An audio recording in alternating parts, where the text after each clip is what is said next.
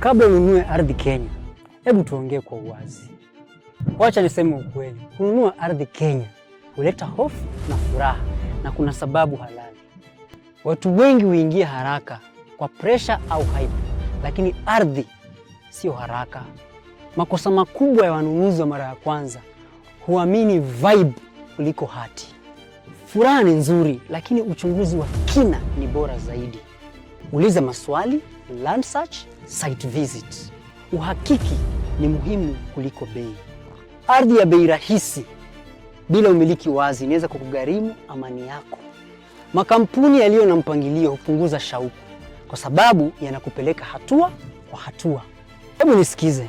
Ardhi haifai kuwa ya kukusumbua au ya kukuchanganya. Ukielewa vizuri, huwa mojawapo ya maamuzi yatakayokuletea amani.